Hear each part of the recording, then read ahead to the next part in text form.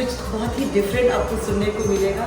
और मेरे पास है डॉक्टर अंशुमन, जो प्लास्टिक सर्जन है और बहुत ही एक्सपर्ट, बहुत ही काबिल है।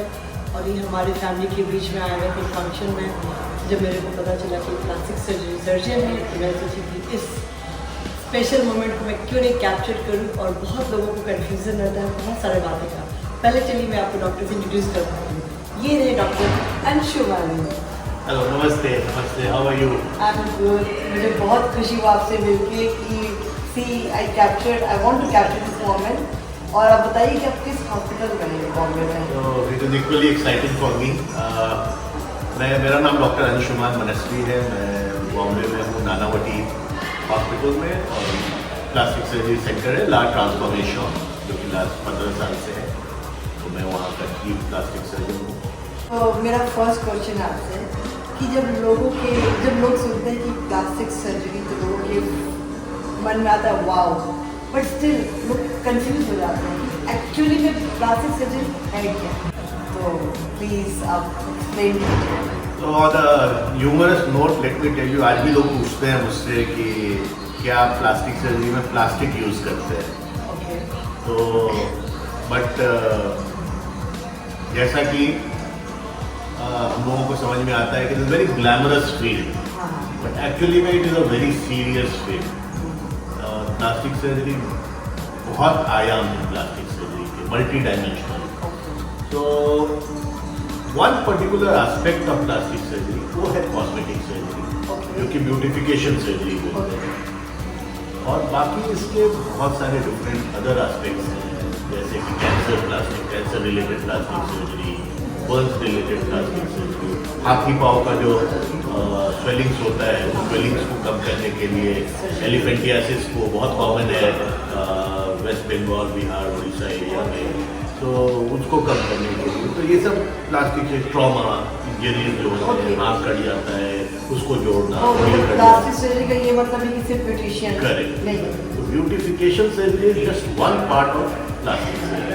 आप लोग किस डिपार्टमेंट में लाइक? हम लोग सब यूजुअली सब प्लास्टिक सर्जन सब कुछ करते हैं, बट यस बॉम्बे में हूँ तो वहाँ पे कॉस्मेटिक सर्जरीज बहुत होती है, और उस हिसाब से हम लोगों का exposure plastic surgery, reconstructive surgery जो मैंने बताया, उसके अलावा कॉस्मेटिक सर्जरी में बहुत होता है। तो मेरा सेकंड क्वेश्चन है कि how safe is plastic surgery, क्योंकि आजकल के जो सेलिब्रिटीज़ हैं काफ़ी प्लास्टिक सर्जरी यूज़ करते हैं, राखी सावंत हो या बहुत सारे लोग हैं, मेरे को एक्चुअली उतना आइडिया भी नहीं है, but I can to know कि काफ़ी सेलिब्रिटीज़ यूज़ करते हैं। तो वो कितना सेफ है? कुछ लोगों के तो फेस भी खराब हो जाते हैं, तो इसके बारे में आप क्या बताना चाहते हैं? तो सबसे पहले इसमें इम्पोर्टेंट ये है कि जिसको बोलते हैं ना कि beauty is there in the eyes of the beholder, but जब आप सेलिब्रिटी बन जाते हो, जब आप पब्लिक फिगर रहते हो, then you don't know who is the beholder. So आपके अंदर भी एक्सपेक्टेशन बहुत हो जाती है कि मैं परफेक्ट दिखूं। वो परफेक्ट दिखना इज 99 का चक्कर। तो मैक्सिमम जो प्रॉब्लम्स होते हैं कॉस्मेटिक सर्जरी में, वो एक्सपेक्टेशन रिलेटेड होते हैं, एक्सपेक्टेशन मिसमैच। दूसरा ये है कि मतलब एक्सपेक्टेशन मिसमैच से मैं ये कहना चाह रहा हूँ कि आप मन में इमेजिन कर लेते हो कि मैं ऐसा बनना चाहती हूँ या चाहता हूँ, और उसके हिसाब से you keep asking the doctor to do more and more and more, और उस चक्कर में आप फाइनली आप अच्छे नहीं दिखने लगते। तो यही होता है। करेक्ट। एक चीज़ है। दूसरा है कि प्लास्टिक सर्जरी एक्चुअली जो सर्जरी पार्ट है is a serious business. Okay, लेकिन खेल की चीज़ नहीं है। एग्जैक्टली।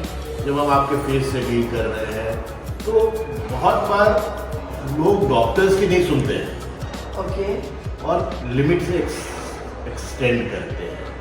तो हर चीज़ की एक लिमिट होती है, जैसे रबर बैंड की एक लिमिट होती है, आप इससे ज़्यादा एक्सटेंड करोगे टूट जाएगा, इलास्टिसिटी खत्म हो जाएगी। तो उसी तरह से हर चीज़ में जीवन में एक लिमिट होता है, उस लिमिट में आप रहेंगे तो सेफ रहेगा। Then the chances of error is very very low. That is the most important thing. जहाँ गलती होती है या तो सर्जन्स जो है वो लिमिट एक्सटेंड कर जाते हैं, या पेशेंट उनको एक्सपेक्टेशन के कारण वो लिमिट एक्सटेंड एक्सटेंड करवा देता है। ये सबसे इम्पॉर्टेंट चीज़ है। दूसरा है कि कॉस्मेटिक सर्जरी में ये बहुत बार मिस आउट हो जाता है कि जैसे हम लोग एक जो चलन चला है कि दुबले रहना है, उसमें बहुत बार न्यूट्रिशनल डेफिशिएंसीज हो जाती हैं। उसकी वजह से वुंड हीलिंग की जो इश्यूज रहते हैं वो भी काफ़ी बार है। तीसरा एक बहुत चीज़ जो मैंने पर्सनल एक्सपीरियंस में देखा है सेलिब्रिटीज़ के साथ, दैट वो प्रोटोकॉल्स उतना फॉलो नहीं कर पाते हैं because of their busy schedule. तो हर चीज़ को हीलिंग में टाइम लगता है, ठीक है, घाव भरने में टाइम लगता है, जख्म भरने में टाइम लगता है। One has to give that much of time, नहीं तो वो इम्प्रॉपर दिखने लगता है। तो जैसे कि हम लोग बात कर रहे थे कुछ सेलिब्रिटीज़ की, जैसे कि तो यूजुअली फिलर्स आपने देखे होंगे लिप्स में, ये सब तो एक तो फैड होता है कि कहीं हमने देखा कि यूएस में किसी ने कराया है तो उसको रेप्लिकेट करने में ओवर फिलिंग कराते हैं, उससे शेप भी चेंज हो गया and without exactly finding out whether it is looking good on your face और some celebrities would want to experiment with their looks, वो भी एक चीज़ है। तो बट टू माय माइंड अगर फिलर ज़्यादा हो गया तो इट कैन बी रिजॉल्व, तो वो कम किया जा सकता था। May be that is deliberate, I don't know, but if people didn't like it that was probably a wrong example, जिससे कि डिस्करेजमेंट भी नहीं होना चाहिए जनरल पब्लिक में। बट हो जाते हैं, वो फीलिंग आ जाता है ना कि उनका लिप्स ऐसे हो गया, उसका स्किन प्रोडक्ट से ऐसे हो गया, तो एक माइंड में नेगेटिविटी आ जाता है। एब्सोल्युटली, तो उसके लिए तो सेलिब्रिटीज लोगों को थोड़ा सा कॉन्शियस होना पड़ेगा कि वो इतना ज़्यादा नहीं कराए कि और हम लोगों को फॉलो नहीं करना, लोग उस फिगर को देखते ही फिर सोचने पे मजबूर हो जाए कि हम सही डायरेक्शन में जा रहे हैं। तो उसके लिए उनको भी कॉन्शियस होना पड़ेगा कि ओवरडू नहीं करें, या तो डिस्क्लेमर हो जाए कि भाई some kind of this is what I wanted. तो डॉक्टर जी कुछ एक ऐसा होगा ना रेमेडी लाइक कि आपका प्लास्टिक सर्जरी भी हो रहा हो और बहुत ज़्यादा वास्ट, मतलब बहुत ज़्यादा इसका इफेक्ट भी नहीं हो रहा, बट हल्का फुल्का कुछ जो थोड़ा ब्यूटिफिकेशन हो जाए तो लुक भी अच्छा हो जाए और बहुत ज़्यादा इंडल्ज भी ना हो सर्जरी। बिल्कुल बिल्कुल। तो ये जब ये हमारे प्रोसेस ऑफ कंसल्टेशन का एक इम्पॉर्टेंट एस्पेक्ट होता है कि आप क्या चाहते हैं। एंड ये प्रॉब्लम सेलिब्रिटीज के साथ सबसे ज़्यादा आती है बिकॉज उनका एक्सपेक्टेशन बहुत ज़्यादा रहता है, बट कॉमन लोगों में ही रहता है। तो हमें उनकी एक्सपेक्टेशन को थोड़ा कम करना पड़ता है कि आप इतना कराओगे तो आप अच्छा नहीं दिखोगे, ठीक है। बट उन लोग फिर भी बहुत लोग नहीं मानते हैं, बहुत लोग मान जाते हैं, बहुत लोग इनफैक्ट कहते हैं कि हमें उतना चेंज नहीं चाहिए। जैसे अगर कोई 45 इयर्स की 50 इयर्स की कोई लेडी है with face tightening, I can try and make her look like 30s, not 20s, not 20s but 30s. But वो 50s की है तो बोलती है मुझे 30s में नहीं जाना है, I'm okay becoming like 40, 45. So उनमें रिजल्ट इज मच बेटर, उनमें ज़्यादा अच्छा रहता है। तो इम्पोर्टेंट यही है कि हम लोगों को हर चीज़ की लिमिटेशन समझनी चाहिए और पब्लिक से, क्योंकि ये पब्लिक पॉडकास्ट होने वाला है, तो पब्लिक से ये रहेगा कि डरने की ज़रूरत नहीं, अच्छे से डिस्कस करने की ज़रूरत है। Go to experience person, go to the correct person और डिस्कस कीजिए और अपना ओपिनियन बोलिए, बट कॉपिए नहीं, और उसके बाद सेकंड ओपिनियन भी आप ले सकते हैं। अपना रिक्वायरमेंट बताइए कि करवाना है तो आपको कितना लिमिटेशन तक करवाना है। अब करवाने के बाद फिर 6 महीने के बाद पहुँचते कि नहीं वो अच्छा नहीं रहा डॉक्टर, अब ये कर दो, तो वो एक्सपेरिमेंट करते करते ना ये बहुत बार तो लोग आते हैं कि ये प्रोसीजर मुझे कराना है, instead of rather it should be मेरा ये प्रॉब्लम है, इसको कैसे एड्रेस होगा। ओके, आप जैसे डॉक्टर के पास जाते हैं तो आप अपना प्रॉब्लम बताइए कि डॉक्टर मेरे को मुझे सर्दी हो रही है, खांसी हो रही है, ये और बुखार आ रहा है, या आप बोलेंगे डॉक्टर मेरा निमोनिया हो गया, निमोनिया का इलाज कर दो। तो वही चीज़ है कि मुझे बोटॉक्स लेना है, मुझे फिलर्स लेना है, आप बताओ क्या चाहते हो, then we will be able to discuss it much better. तो डॉक्टर ये बताइए ये बोटॉक्स और जो फिलर है कितने महीने तक का ये ड्यूरेशन है जो आपको यंग और active, I mean skin wise अच्छा लगता है, फिर तो आपको पहले चीज़ तो मैं बता देना चाहता हूँ कि there is something called minimally invasive plastic surgery और कॉस्मेटिक सर्जरी, और कम से कम चीज़ों में, कम से कम इंटरवेंशन में मैक्सिमाइजेशन ऑफ रिजल्ट। और वो तब होता है जब आप बेसिकली जब आप यंग रहते हो। अगर आप 60 ईयर्स में अगर आप बोटॉक्स लेते हो या फिलर्स लेते हो उतना फायदा नहीं होगा compared to the younger people. So it is more of a touch-up kind of a thing rather than for bigger problems. Botox का इफेक्ट लगभग 4 महीने तक रहता है, it is absolutely free. Botulinum toxin का इफेक्ट जो है वो 4 महीने तक रहता है। आप सुनिए, क्योंकि ये बहुत सारे लोग कंफ्यूज होते हैं कि बोटॉक्स मिस करवा ली तो आपका 1 साल तक आप बोटॉक्स करके आप बहुत यंग लगेंगे, बट ये सब आप फॉल्स बहुत लोग डॉक्टर लोग बता देते हैं। बट अभी आप जनरली सुनिए कि ये क्या बताता है। I don't want to endorse a particular brand, Exactly. but botulinum toxin जो एक्चुअली जो प्रोडक्ट है उसका इफेक्ट लगभग 4 महीने तक रहता है, तो उसके बाद वो रिपीट करना पड़ता है। बार बार साइड इफेक्ट ऐसा कुछ परमानेंट साइड इफेक्ट नहीं रहता है, थोड़े साइड इफेक्ट्स रहते हैं, कभी कभी कुछ लोगों में होते हैं, तो ये आपको डॉक्टर से डिस्कस करनी चाहिए बिफोर डूइंग दैट। और फिलर्स का जो इफेक्ट है वो लगभग 1 साल से 1.5 साल तक रहता है। उसी तरह से उसको भी रिपीट करना होता है। डिफरेंट टाइप ऑफ जगह के लिए डिफरेंट टाइप ऑफ फिलर्स रहते हैं। जैसे लिप्स में अगर डालना है तो हम हेवी फिलर्स नहीं डाल सकते, ओके। जैसे चीक्स में डालना है तो हम लोग को हेवी फिलर ही डालना होता है, ओके। तो उस तरह से उसको, या हैंड्स में रिंकल्स होते हैं उसके लिए, तो जो मेरे को तो कुछ आइडिया ही नहीं, क्योंकि झुर्रियाँ हो जाती है ना हाथ में, तो उसको यंग हैंड रिजुविनेशन जो 60s वगैरह में होता है उसमें भी फिलर्स वगैरह देते हैं, अच्छा रिजल्ट आता है।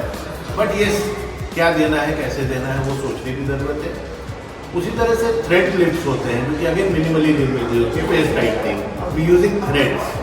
तो उसमें भी अगर आप 30s में हैं, 35 में हैं, तो वो अच्छा रिजल्ट देगा।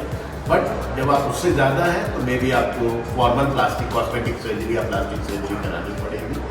फेस टाइटनिंग वगैरह के लिए ऐसे फेस कॉस्मेटिक सर्जरी में तो सब कुछ आता है, नोज से लेके, आई से लेके, फेस से लेके, डबल चिन से लेके। लेकिन मैं तो कभी नहीं करवाने वाली हूँ। डॉक्टर वैसे एक क्वेश्चन ये है कि क्यों नहीं आप कराने वाले हैं, ये बताइए। मेरे को कभी निकल्स डालना ही नहीं फेस, ये मतलब ये मेरा अपना गुड। देखिए, अगर कभी ज़रूरत पड़े तो don't keep it in your mind कि it is equally. No, actually I have decided, then decided. That is fine. आपके लिए भी ये लागू होता है कि आप भी ये भ्रांति लेकर नहीं जाओ कि बहुत डेंजरस चीज़ है। नहीं, मेरा ये डॉक्टर मानना है ना कि आप चूँकि डॉक्टर हैं, सर्जन है, प्लास्टिक सर्जन, मेरा ये कि अगर हम योगा कर रहे हैं, अच्छा खा रहे हैं, अच्छा सो रहे हैं, अगर मेरा हेल्दी लाइफस्टाइल है तो I don't require, I think so. तो I am now 50s, okay. अगर मेरा स्किन, मेरे को लग रहा है कि आई एम स्टिल, मेरे को because I love my self. First important कि अगर आप खुद को इतना प्यार कर रहे हैं तो I don't think, I absolutely respect your decision. और ये ऐसे ही होना चाहिए कि आपके मन में क्लियर होना चाहिए कि आप क्या चाह रहे हो, नहीं चाह रहे हो। I am not at all confuse about this. हाँ, करेक्ट। तो ये क्योंकि अगर मैं अपने आप से खुश हूँ तो मुझे करने की क्या ज़रूरत है। That is a very good thing. I wanted to say a different message कि लोगों के ये दिमाग में नहीं जाए कि ये बहुत डेंजरस चीज़ें हैं, या इससे बहुत साइड इफेक्ट्स होते हैं। ऐसा कुछ नहीं, ऐसा कुछ नहीं। जिसको कराना है, वो आपको लग रहा है तो आप प्लीज अपलोड करवा ही रहे। और ऐसा भी नहीं कि इसका कुछ साइड इफेक्ट हो, तो ऑफकोर्स सबका अपना अपना डिसीजन और चॉइस होता है। बट आई विल रिकमेंड कि इनका address with phone number with mail ID रहेगा, इन केस फ्यूचर में लगे कि आपको कुछ surgery, cosmetic surgery, what ever you need, so contact him because he is very genuine and he is very expert, काफ़ी experience doctor है। और doctor एक लास्ट आप जस्ट आप बताइए कि जो प्लास्टिक सर्जरी है वो लेडीज एंड जेंट्स दोनों के लिए होता है? पहला चीज़ तो है कि मेल और फीमेल्स दोनों के लिए प्लास्टिक सर्जरी हो रही है। हालांकि लेडीज़ ज़्यादा करा रहे हैं, बट मेल्स भी काफ़ी कराते हैं, जैसे हेयर ट्रांसप्लांट हो गया, वो भी तो प्लास्टिक सर्जरी होगी। बट मेल्स भी आजकल face plastic surgery, body plastic surgery कराते हैं। और दूसरा क्या आपका क्वेश्चन था? दूसरा ये कि मिनिमम और मैक्सिमम किस एज में यंग गर्ल्स को जाना चाहिए कि मिडिल एज गर्ल्स या लेडीज़ को जाना चाहिए? तो मोस्टली इसकी रिक्वायरमेंट लगभग मिडिल एज में होती है, आफ्टर 30s। बट बहुत लोगों में बिकॉज ऑफ वेरियस रीजन जल्दी भी करना होता है, तो उसमें डॉक्टर से अपना डिस्कस करें और इसको आगे लेकर जाएं। तो थैंक यू सो मच, आप काफ़ी लोगों को अच्छा एडवाइस और टिप्स दिए हैं and I really wish you very good luck. Thank you और so much. कभी मेरी कोई फ्रेंड्स को रिक्वायरमेंट होगा तो definitely I will thank you. Thank you. Thank you so much, and thank you so much for watching this vlog. Stay tuned. Thank you.